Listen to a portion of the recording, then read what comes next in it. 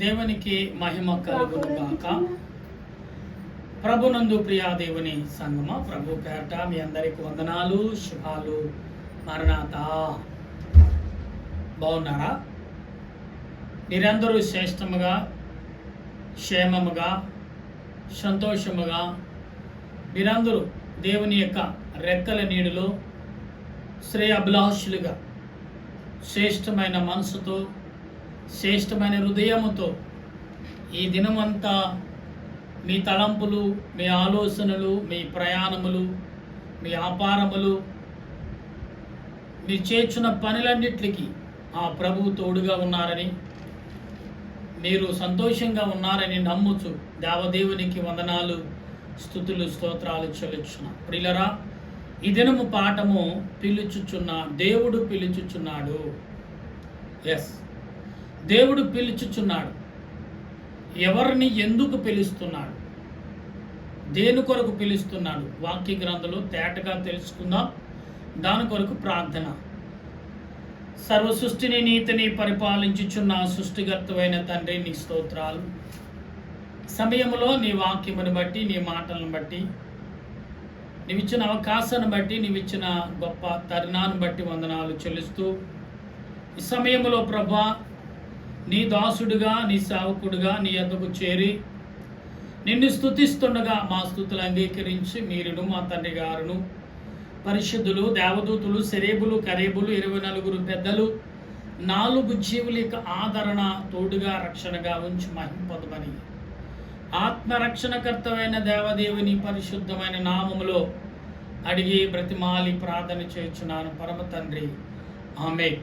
మన తండ్రి అయిన దేవుని సహాయము సదా తోడుగా ఉండి ముందుకు నడిపించునుగాక, ఆమేన్. ప్రభునందు ప్రియ దేవుని బిడ్డలారా, దేవుడు ఆదిలో ఇశ్రాయేలు ప్రజలను పిలిచినట్టుగా ఈరోజు నిన్ను నన్ను కూడా పిలుచుచున్నాడు. ప్రియులరా, దేవాడు యెహోవా ఆజ్ఞ ఇచ్చుచున్నాడు.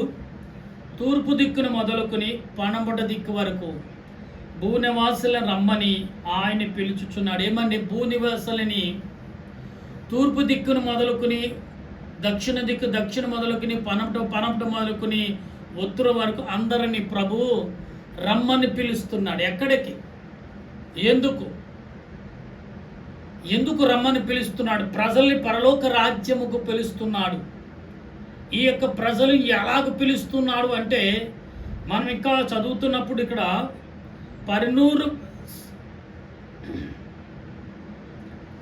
సౌందర్యమైన ప్రకాశముతో సియోనులో ఉండి ఆయన ప్రకాశించుచున్నాడు. సౌందర్యమైన ఎంతో అందమైన, సౌందర్యం అంటే ఏంటి? అందము అని అర్థం. అంత వెలుగుతో ఆయన ప్రకాశించు సియోను నుండి పిలుచుచున్నాడు. మన దేవుడు వేయి చేయుచున్నాడు. ఆయన మౌనంగా ఉండడు. ఆయన ముందర అగ్ని మండుచున్నది. ఆయన చుట్టూ ప్రచండ వాయువు వేయుచున్నది. ఆయన తన ప్రజలకు న్యాయము తీర్చుటకు బలియార్పణ చేత నాతో నిబంధన చేసిన నా భక్తులను నా యొద్దకు సమకూర్చుడని ఆకాశమును భూమిని పిలుచుచున్నాడు. ఎవరిని చేర్చమని? ఆకాశమును భూమిని, ఆకాశములో ఆత్మలను, భూలోకంలో ఉన్న దేహము ఆత్మలను, అంటే అందరూ పిలుస్తుడు. ఇగో నా బిడ్డలైన వారిని నా యొద్దకు చేర్చుడి. మొదట ఎవరిని చూడమని పంపడు? ఆకాశము ఆలకించుము, భూమి చెవియొగ్గుము. నా పిల్లలైన వారు ఏమి చేసిన నిన్ను అడుగుతాను. చాలామంది తల్లిదండ్రులు పిల్లలు ప్రశ్నించినప్పుడు తప్పు చేసి, నేను చేయలేదు నాన్న, నేను వాడు చేశాడని తండ్రికి భయపడి అబద్ధాలు ఆడటము, తప్పును తప్పించుకోవటము చేస్తారు. ఒకవేళ నువ్వు చెప్తే నేను కొడతాను రా అనే మాటలు మాట్లాడుతూ ఉంటారు. ఇంకా చదివితే, దేవుడు తానే నాయకత్వ అయి ఉన్నాడు. ఆకాశము ఆయన నీతిని తెలియజేయుచున్నది. నా జనులారా, నేను మాట్లాడబోచున్నాను, ఆలకించుడి. ఇశ్రాయేలు ఆలకింపుము. నేను దేవుడను, నీ దేవుడను, నేను నీ మీద సాక్ష్యము పలుకుతున్నాను. అంటే నీ దేవుడను నీ మీద నేను సాక్ష్యము పలుకుతును, నీ మీద నీ కొరకు నువ్వు బలిలర్పించునా నేను బలిలర్పించునా. ఇక్కడ అంటున్నాడు, నీ దహన బలు నువ్వు బలిలర్పించినప్పటికీ నీ దహన బలు నిత్యము నా ఎదుట కనబడుచున్నవి అని అంటున్నాడు. నీ ఇంటి నుండి కోడినైనను నీ మందలో నుండి పొట్టేలులైనను నేను తీసుకునను. అంటే నీ ఇంటి నుండి కోడేళ్ళైనను పొట్టేళ్ళైనను నేను తీసుకోను అని అంటున్నాడు. ఇక్కడ 1000 కొండలు తండి పశువులన్నీ నావే కదా, కొండలనులో పక్షులని నేను ఎరుగుదును, పొలములను పశువాదులను నా వశమై ఉన్నవి. లోకము దాని పరిపూర్ణతయు కానీ నేను ఆకలుగునను నీతో చెప్పను. వృక్షముల మాంసములు నేను తిందునా, పొట్టేలు రక్తము నేను త్రాగుదునా. దేవునికి స్తుతి ఆగము చేయము, మహోన్నతునికి నీ కృపను చెల్లించుము. అంటే ఇక్కడ ప్రియులారా, దేవునికి మనం ఏమి చేయాలో, దేవునికి ఏమి చెల్లించాలో, దేవునితో ఎలా మాట్లాడాలో, ఏ రకంగా మన స్తుతులు చెల్లించాలో, దేవుడు నీ స్తుతుల కొరకు నీ విజ్ఞాపన కొరకు ఎదురు చూస్తున్నాడని మాత్రం మీరు అనుకోవద్దు. ఎస్, ఎందుకంటే ప్రభువు చెప్పుచున్న ప్రతి మాట ఆత్మ సంబంధమైన మాటలుగానే మనం భావించుకోవాలి. లేకపోతే కష్టం. ఏమంటున్నాడు, నీ ఇంటివి పొట్టేలులైనను కోడిలనైనను కోడిదూడలనైనను పొట్టేలునైనను నేను స్వీకరించుదునా, అది నేను కోరుకుందునా అని ప్రభువు చెప్పుచున్నారు. పిల్లరా, దేవుడు కోరుకునేవాడు కాదు, బలులు అడిగేవాడు కాదు. బలులు కోరుకునేవాడైతే యేసు ప్రభుని ఈ లోకానికి పంపించాడు. బలులు లేకుండా శాంతి సమాధాన విజ్ఞాపన మాత్రమే ప్రభు కోరుకునేవాడని మాత్రం మీరు మర్చిపోతున్నారు. ఎస్, ఎందుకంటే ప్రభువు చెప్పుచున్న ప్రతి మాట, యేసుక్రీస్తు ప్రభు చెప్పుచున్న ప్రతి క్రియ మనం ఆలోచన కలిగి ఉండాలి ప్రియులారా. అందుకని ప్రభు అంటున్నారు, నేనే మార్గము, నేనే సత్యమును, నేనే జీవమును, నేనే సర్వమునై ఉన్నాను అని ప్రభువు చెప్పుచున్న ఈ మాటని మనం ఎందుకు అంగీకరించలేని పరిస్థితిలో ఉన్నాం అంటే, ప్రియులరా, మనము అటువంటి పరిస్థితుల్లో లేక అనేకమైన విషయాల్లో ఆలోచన లేక మనం ఉన్నామనేది మర్చిపోతున్నాం. అవును కదా. ఇక్కడ ప్రభు అన్న మాటకు మనం ఆలోచన కలిగి ఉన్నప్పుడు, ప్రభు చూపించిన చూపులకు ఆత్మీయ తలంపులు కలిగి మనం జీవించినప్పుడు ఖచ్చితంగా మనకు ఆదరణ దొరుకుతుంది. అలాగే ప్రియులారా, మనము ఇంకా ఈ 15వ వచనంలో చదువుతున్నప్పుడు, అప్పుడు నువ్వు నన్ను గూర్చి మొడపెట్టుము, నేను విడిపించెదను నువ్వు నా అంటే అప్పుడు నీవు నా కొరకు మొరపెట్టినప్పుడు నీ బంధకములో నేను నిన్ను విడిపించెదను. అంతే కదా. ఎప్పుడైతే ప్రభు సన్నిధిలో నువ్వు ఎప్పుడైతే విజ్ఞాపన చేస్తున్నావో, ప్రార్థన చేస్తున్నావో, ఆరాధన చేస్తున్నావో, స్తుతిస్తున్నావో, అటు స్తుతులలో దేవుని యొక్క విశేషంలో చాలా శ్రేష్టము కలిగి మనం జీవించేవారుగా ఉంటాం. ఎందుకంటే ప్రభు ఎందుకు పిలుస్తున్నాడు నిన్ను? ఆకాశముకు భూమికి చెప్తే, ఇదిగో నా పిల్లలు నా ఎదురుకు చేర్చండి అంటున్నాడు. ప్రభు పిలుస్తున్నాడంటే ఏంటి కారణం? తన ఇంటికి రమ్మని పిలుస్తున్నాడు. ఒక పిల్లవాడిని, ఆడుకునేవాడిని, ఎవరే ఇంటికి రారా, సమయం అయింది అంటారు. ధనవంతులైతే పనివారిని పెట్టుకుంటే, అబ్బాయి సమయం మించిపోయింది, తీసుకొచ్చే పిల్లవాడిని అని కౌరు పెడుతూ ఉంటారు. మనకంటే కొన్ని దేశాల్లో అయితే ఖచ్చితంగా బాడీగార్డులు ఉంటారు. వాళ్ళ పిల్లల్ని దుబాయ్, ఖత్తర్, కువైట్, మన ఇండియాలో కూడా ఉన్నదనుకోండి. అయితే పిల్లలు ధనవంతుల గృహాల్లో ఈ ప్రక్రియ జరుగుతుంది. దేవుడు సృష్టికర్త అంతా మనం పరిపాలించేవాడు, మనం ప్రేమించేవాడు. ఆయన ఏమన్నాడు? పిలుస్తున్నాడు, నా పిల్లలని తీసుకొచ్చేయండి అని. అంటే ఇక్కడ అంటున్నాడు, ఓ దేవుడు ఇష్టలు సెలవిచ్చుచున్నాడు, నా కట్టడలు వివరించుటకు నీకు మే పని, నా నిబంధన నీ నోటని వచించుదవేమి అంటే నా కట్టడలను. అంటే ఇక్కడ ఎవరు వివరిస్తున్నారు? దేవుని కానివాడెవరో చేయుచున్నాడు. అప్పుడు అడుగుతున్నాడు ప్రభు, నువ్వు నాకు నా కట్టడలో నా పేరును నువ్వెందుకు ఉచ్చరిస్తున్నావు? నీకు అర్హత లేదు, నువ్వు సరిపడవు దానికి అని ప్రభువే చెప్తున్నప్పుడు మనం ఆలోచించాలి ఒకసారి. ఎందుకంటే దేవుడు తన ఆత్మీయ ఫలాలను బట్టి నిన్ను నన్ను నియమించుచున్నాడు. ఇంకా అంటున్నాడు ఇక్కడ, అసహాయము కదా నీవు నా మాటలను నీ వెనకకు త్రోసివేసిదివి, నువ్వు దొంగను చూసినప్పుడు వానితో ఏకీవించెదవు, వ్యభిచారులతో సాంగత్యం చేసేదవు. అంటే ప్రియులరా, నువ్వెందుకు అలా ప్రవర్తిస్తున్నావు? ఒకవేళ నా ఎద్దుకు రావాలనుకున్నప్పుడు నీ పాపములు కడుక్కుని రావాలి. నువ్వు అందరితో సాంగత్యం చేసావు, వ్యభిచారులు చేసావు, పాపముతో చేసావు, అన్ని రకాలు నువ్వు చేయండి అంటే సాంగత్యం ఏదీ లేదు. ఇప్పుడు నేను ఒకవేళ పిలుస్తున్నాడు కదా ప్రభు వస్తే ప్రభువును దూరాన్ని చూడొచ్చు, కానీ ప్రభు ఉండే స్థలానికి నువ్వు వెళ్ళలేవు. మినిస్టర్ గారిని, సీఎం గారిని దూరాన్ని చూడగలం కానీ, టీవీలో చూడగలం కానీ, అయ్యా దగ్గరికి వెళ్ళి సెకండ్ ఇచ్చి అయ్యా నా కష్ట సుఖాలు అని చెప్పుకోగలమా? ఎంతమందిని దాటికెళ్ళాలో? ఈ లోకమైన అధికారినే ఎంతమంది దాటికెళ్ళాలంటే సర్వసృష్టికర్త అయిన తండ్రి ఆయన అన్నాడు, ఆకాశమా భూమి ఇదిగో నా పిల్లలను నాకు అప్పగించండి అని అడుగుతున్నాడు. అంటే అందుకే దేవుని పిల్ల దేవుడు పిలుస్తున్నాడు. ఈరోజు అంశము దేవుడు పిలుచుచున్నాడు. ఎందుకు పిలుస్తున్నాడు? నీకు ఇచ్చిన బాధ్యతలు అడుగుతాడు తండ్రి. అబ్బాయి నీకు పని ఇచ్చాను, ఎంతవరకు వచ్చిందో అని అడుగుతాడు. అబ్బాయి నీకు పని ఇచ్చాను, కొంతమంది పనివారిని ఇచ్చాను, ఏం చేస్తావు అబ్బాయి అని అడుగుతాడు దేవుడు. అప్పుడు నీ సమాధానం ఏంటి చెప్పాలి? ఏంటి సమాధానం? మన దగ్గర సమాధానం ఉందా? ఇక్కడ 19:50 వచ్చిన కీర్తన గ్రంథంలో మనం చదువుతున్నాం. ఈ 19 వచ్చిన మాట్లాడుతున్న మాటల్ని, నీవు నోరు తెరుచుచున్నావు, నీ నాలుక కటపము కలుగుచున్నది. అంటే నీ నోరు తెరిచి నీ నాలికలో నుండి కపటమే పలుకుచున్నావు తప్ప పరిశుద్ధత నీ నోటికి లేనే లేదు అని అంటున్నాడు. అయితే ఇక్కడ ఏమన్నాడు?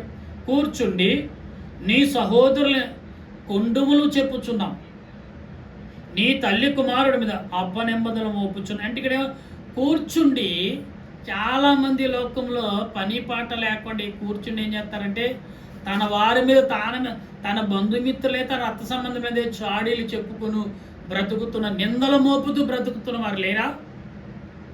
ఇలా బైబిల్ గ్రంథంలో ఈ లేఖనాలు రాయబడ్డాయి, ఈ మాటలు రాయబడ్డాయి అంటే ఆల్రెడీ దావీదు గారు గ్రహించాడు. కాబట్టి ఇలాంటి వారు కూడా ప్రభువు నమ్ముకున్న వారు, ప్రభువును అంగీకరించిన వారు ఇటువంటి విధానాలు కలిగి ఉండకూడదు.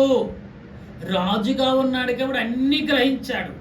తమ్ముడి మీద కొండీలు చెప్పడం, తమ్ముడి మీద సాడీలు చెప్పడం, తమ్ముడు దుర్మార్గుడు, మంచివాడైన తమ్ముడిని దుర్మార్గుగా చిత్రీకరించుటకు చేస్తున్న ప్రయత్నములు ఇవన్నీ ఎందుకు రాశాడంటే అలాంటి వారు రాబోయేదాలా ఉంటానా, కానీ మీరు జాగ్రత్త పడండి. నీ అన్నయ్య నీకు శత్రువు అవ్వచ్చు, నీ తమ్ముడే నీ శత్రువు అవ్వచ్చు, నీ కన్న బిడ్డలే నీకు శత్రువులుగా మారచ్చు. ఇలారా జాగ్రత్తగా. ఈరోజు కలికాలములో, అంటే కలికాలం అంటే ప్రమాద కాలములో మనం ఉన్నాం. ప్రమాదకాలం, దేవుని పిలుపు కాలంలో, పిలుపును వినే కాలంలో ఉన్నాం. మనం ఒకసారి ఆలోచన కలిగి ఉండాలి. మాటలు ఇట్టి పనులు నీవు చేసిన నేను మౌనునైంటిని, అందుకు నేను కేవలము నీ వంటి వాడిని నువ్వు అనుకుంటివి. అయితే నీ కన్నుల ఎదుట ఈ సంగతులను వరుసగా ఉంచి నిన్ను గద్దించును. ప్రియారు, ఇక్కడ ఏంటండి? నీ కళ్ళ ముందు గనుక నువ్వు చెప్పిందలా విన్నాను, మరి నువ్వు చేసింది నీ ఎదుట ఉంచి నిన్ను ప్రశ్నిస్తున్నా. ఎస్, దావీదు గారు అంటే ఇదంతా ప్రభు చేశారు కాబట్టి ఇది నాతోటే ఆగిపోకూడదు. అనేకులకు దేవుడు ఏ రకంగా ప్రశ్నిస్తాడు, తప్పు చేస్తే ఏ రకంగా ప్రశ్నిస్తాడు, మంచి చేస్తే ఏ రకంగా సపోర్ట్ చేస్తాడు, ప్రేమిస్తే ఏ రకంగా ఆదరణ ఇస్తాడు, గౌరవిస్తే ఏ రకంగా నిన్ను హక్కును చేర్చుకుంటాడు, నీ పేరుని ఎన్ని మార్లు ఆయన తలంస్తాడు, నిన్ను ఎన్ని మార్లుగా దేవుడు దీవిస్తుంటాడు, నీతోటే ఉంటాడు అని ఇవన్నీ అనుభూతో ఏమంటే దావీదు గారు ఈ మనకు 50 అధ్యాయం 21 వచనంలో చెప్తున్న మాటలు 22, 23 వచనంలో మనం చూసినప్పుడు దేవుడు దీన్ని యోచించుకున్నా.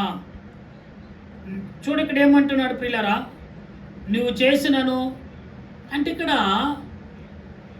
మనము ఏ రకంగా నువ్వు చేసిన క్రియలన్నీ దేవుడు చూస్తూ మౌనంగా ఉన్నాడు. కానీ అంత ఊరుకుంటాడు అనుకోకండి.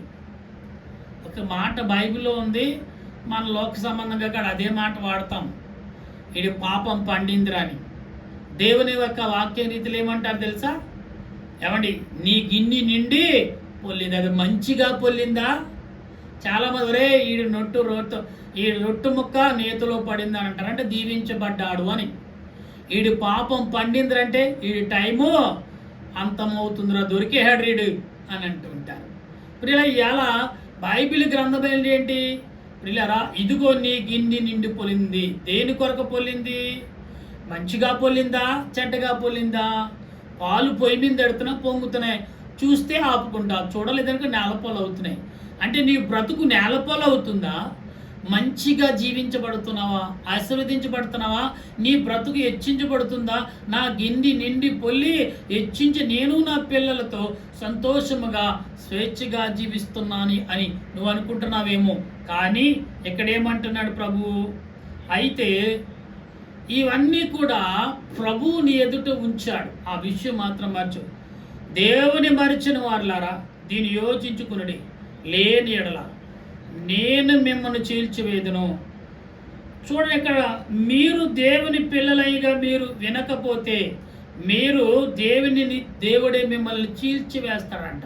తప్పించబడెవడునో లేడని ఇది అండర్లైన్ చేసుకోండి. 22వ అధ్యాయం ప్రియులారా, యేసు ప్రభు అంటున్నాడు, తప్పించే నాదుడు ఒక్కడు లేడు, దీన్ని తప్పించడానికి ఎవడైనా ఉన్నాడని కూడా మీ భ్రమ పట్టమే తప్ప మరొకటి కాదు. ఇంకేమంటున్నాడు? స్తుతి యాగం అర్పించేవాడు నన్ను మహిమపరచుచున్నాడు, నేను వానికి దేవుని రక్షణ కనపడినట్లు వాడు మార్గము సిద్ధపరచుకును. ఎక్కడికి వెళ్ళడానికి? పరలోకానికి వెళ్ళటానికి. ప్రభు పిలుస్తున్నాడు కదా. ఎవరు చెప్తున్నా? ఆకాశమా భూమి, నా పిల్లలు త్వరగా నాకు అప్పగించండి, నా పిల్లలతో నేను ముచ్చడించాలి, నా పిల్లలతో నేను ఆడుకోవాలి, నా పిల్లలతో మాట్లాడాలి, వారికి వారి స్థాయిలను నేను చూపించాలి, వారి స్థాయిలు పరలోకంలో సిద్ధపరచాను, తీసుకొచ్చాను నా పిల్లల్ని. వీళ్ళు అంటున్నారు, ప్రభువా తీసుకురమ్మంటున్నావు. ఒకడు బురద చేసుకున్నాడు, ఒకడేమో మట్టిలో దొల్లి ఉన్నాడు, మరొకడేమో తన దేహము అపవిత్రంగా మార్చుకుని ఎలా తీసుకురాం ప్రభు అంటే, తీసుకొచ్చండి ఎలాగుంటే అలాగంటున్నాడు. తండ్రి గారు అంటారు, రాజుగారు అంటే ఆజ్ఞ ఇస్తాడు. పిల్లలు ఏ పరిస్థితుల్లో ఈడ్చుకెళ్ళవలసిందే, తీసుకెళ్ళవలసిందే పటాపట్టా. లేదు కాసేపు ఆడుకోడు, మా డాడీకి నేను చెప్తే కుదరదో రావాల్సిందే అంటాడు బంటుడు. తండ్రి గారు ఆజ్ఞ ఇచ్చారు, మీరు తండ్రి గారి దగ్గర నిలబడవలసిందే, మీరు మీ తండ్రి గారు మీరు చూసుకోండి. కానీ మా పని ఏంటి? తండ్రి గారు మనల్ని పిలిచారు, మిమ్మల్ని తీసుకెళ్ళాలి, అంతే ఆయన పని. ఇలా ఆకాశం పని భూమి పని ఏంటి తెలుసా? దేవుడు పిలిచాడు, మనల్ని తీసుకెళ్ళటం అటు పని. అవి గీని తిరగబడితే రాలేదనుకోండి, దేవుడు రాజుగారు అధికారం ఇస్తాడు, నా కుమారుడు అయ్యా కుమారుడు రావట్లేదండి, దండించి తీసురా అంటాడు. ఏం చేస్తాడు? దండించి తీసుకురామని చెప్తాడు రాజుగారు. రాజుగారు ఆజ్ఞ ఇచ్చాడు, కుమారుడా ఎవరైనా సరే పట్టించుకోడు, ఎందుకు? రాజుగారు ఆజ్ఞ. బంటుడు రాజుగారి మాట తిరస్కరించకుండా నెరవేర్చడానికి రాజుగారి దగ్గర బంటుడిగా చేరతాడు. రాజుగారి మాట తిరస్కరించి మీ అబ్బాయే కాదండి, మీ కుమారుడే కాదండి, మీ కుమార్తె కాదండి అంటే అవన్నీ నాకు కుదరదు, వెళ్ళిపో, లేకపోతే ఇంకో బంటుడు పిలుస్తాడు, ఈయన్ని అమ్మేట్టుగా చంపేయి. తిరస్కరించడం ఆ మాట, లేదని ఇటు తీసే ఉద్యోగం, లేదా ఈ నా కంటికి కనపడకూడదు అంటాడు. మొదటేమంటాడు? దూరంగా పంపించు, లేదా దూరంగా తీసే ఉద్యోగం లేదయ్యంటే ఇంకా లాభం లేదు. ఇంకొకటి 2 సార్లు చూస్తాడు, 3వసారికి వెళ్ళి తీస్తే ఇమ్మీడియట్గా చంపే అంటాడు రాజుగారు. అయితే దేవుడు అలాగ అంటలేదే.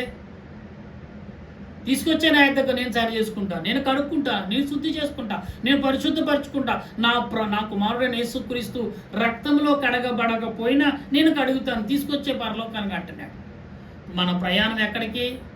పరలోకానికి ప్రయాణం. ప్రభు పిలుచుచున్నాడు. పిలిచాడంటే సిద్ధపడాలి. మనం వస్తాం, మమ్మీ నేను వచ్చేస్తున్నాను అంటాడు కుమారుడు, అమెరికా నుంచో మరొక దేశం నుంచో. చుట్టుపక్కల అందరికీ చెప్తాం, నా కుమారుడు వచ్చేస్తున్నాడు, నా కుమారుడు వచ్చేస్తున్నాడు అని చెప్పుకుంటాం. ఎప్పుడు వస్తాడు? ఎలాగొస్తాడు? వచ్చాడు, మంచి కుమారుడు వస్తాడు. అమెరికా నుంచి అంటే నా కుమారుడు 10 సంవత్సరాల నుంచి మంచి బలంగా వచ్చాడా? లేదు. ఇవాళ చాలామంది అమెరికా వెళ్ళి ఆయా దేశాలు చదువుకుంటాకి వెళ్ళి ఆయా దేశాల్లో ఏమి జరుగుతుందో కొంత విషాదమైన విషయాలు కూడా వింటున్నాం. చేదైన మాటలు కూడా మనం వింటున్నాం ఒక్కొక్కసారి. ఎందుకంటే మీ కుమారుడు యాక్సిడెంట్లు అలాగయ్యాడు, ఇలాగయ్యాడు, మీ పిల్లలు ఎలాగయ్యారు అని అక్రమం లేదా ఈ కేసులో ఇరుక్కున్నాడు, దాంట్లో ఇరుక్కున్నాడు అని చెప్తున్నాం. తల్లిదండ్రుల యొక్క బాధ. పరలోక తండ్రి ఏమండి ఆకాశం అంటుంది, ప్రభువా తీసుకురమేకు వాడేం చూస్తే ఇంత దారుణంగా ఉన్నాడు, ఎలా తీసుకురమంటావు? భూమిని అడుగుతాడు, భూమి నాడు చెప్తుంది, ఇదిగో ప్రభా ఇంత రోతగా పాపం అసలు పరలోక అర్హుడు కాదు వీడు, తీసుకురా నేను చూస్తా అని ప్రభు పిలుస్తున్నాడు తీసుకురామని. ఈ రోజున ఆ ప్రేమైన దేవుని కూడా ప్రభు పిలుస్తున్నప్పుడు ఆ పిలుపును అందుకునే కృప నువ్వు కలిగి ఉన్నావా? ఆ పిలుపును నువ్వు కలిగి జీవించగల అదృష్టం నీకుందా? ఒకసారి ఆలోచించుకోండి. కాలము అనుకూలంగా ఉందనుకుంటున్నావేమో, ఆ కాలం ఏదో ఒక రోజున నీ ఎదుడొచ్చి నిలబెడుతుంది. ప్రభు అన్నారు కదా, ఇప్పుడే మనం చదువుకున్నాం కదా 16-17 వచనాల్లో ఏమని? నీవు చేసిన క్రియలన్నీ చూస్తూ మౌనంగా ఉన్నాను, ఇప్పుడు నువ్వు చేసినంత నీ ఎదుట పెడతాను, ఇప్పుడు నువ్వేం చేస్తావు? నీవు ఒకవేళ తేడా వస్తే నిలువును చీరుతానంటున్నాడు, తప్పించే నాదుడు లేడంటున్నాడు. నిలువును చీరేస్తానంటున్నాడు ఆయన. జాగ్రత్త నా ప్రేమైన కుమార్తె కుమారుడా, వింటున్నారా? చాలా జాగ్రత్తగా వినండి. మీ ఆలోచన మీ క్రియలు ఎలాగున్నాయో ఒకసారి గ్రహించండి. అటువంటి తలంపుల్లో పరిశుద్ధాత్మ దేవుడు నిన్ను నన్ను నడిపించి బలపరిచి దీవించునుగాక. ఆమె ప్రార్థన చేద్దాం. దయగల తండ్రి, ప్రేమగల రాజా, వందనాలు, స్తోత్రాలు. ఈ సాయంకాల సమయంలో మా ప్రియులు నీ బిడ్డలతో పిలుచుచున్నాడు యెహోవా. దేవుడు పిలుచుచున్నాడు, తండ్రి పిలుచుచున్నాడు. ఎందుకు పిలుస్తున్నాడు అని చెలవిస్తే ఆత్మ తలంపులు నువ్వు కలిగి ఉన్నావా లేదో దేవుడు సరిచేసుకోమన్నాడు. లేదా నువ్వు సరిచేయకపోతే నాకు అప్పగించు అంటున్నాడు. ఈరోజునటువంటి నా ప్రభు పిలుపునందుకుని పనిచేసేవారముగా, ప్రభు పిలుపులో నడిచేవారముగా, ప్రభు యొక్క క్రియల ప్రకారం నడిచేవారంగా అటువంటి కృపను, ఆత్మీయ తలంపులను, నడిపింపును ఆత్మ తండ్రివైన దేవదేవుని యొక్క నామములో నా దేశ ప్రజలు, నా యొక్క స్నేహితులు, నా బంధుమిత్రులు ఎందరైతే మాటలు వింటున్నారో ఏదో ఒక రోజున ప్రభు పిలుస్తాడు. ఆ పిలుపుకు అందుకునే కృపను నేను కలిగి ఉన్నానా? అటు పిలుపుల ద్వారా నేను నడుస్తున్నానా? అటు పిలుపులో పిలుస్తాడని గమనించి జీవిస్తున్నానా? అటు బ్రతుకులో నేను బ్రతుకుతున్నానా లేదో అని గ్రహించే మనస్సును ఈనాడు ప్రభా నా స్నేహితులు, నా బంధుమిత్రులకు కలగజేసి ఈ నా దేశ ప్రజలందరికీ సమకూర్చమని, అన్ని సంఘాల వారు, అన్ని విషయాల వారు రేపు ఆరాధన సమయం, స్తుతించే సమయం, ఈరోజు విశ్రాంతి, రేపు ఆరాధన సమయం, అందరూ ఏకవించగల కృపను, సన్నిధి, కాపుదలు దాయిచ్చమని ఆత్మరక్షణకర్త అయిన యేసుక్రీస్తు పరిశుద్ధమైన నామములో అడిగి ప్రార్థన చేయుచున్నాను పరమ తండ్రి. ఆమేన్. మన తండ్రి అయిన దేవుని కృపా, త్రియేక దేవుని సహాయము, పరిశుద్ధాత్మిక ఆదరణ ఇప్పుడు ఎల్లప్పుడు సదా తోడుగా ఉండి నడిపించును గాక. ఆమేన్, ఆమేన్, ఆమేన్. మీ అందరికీ మరణాత.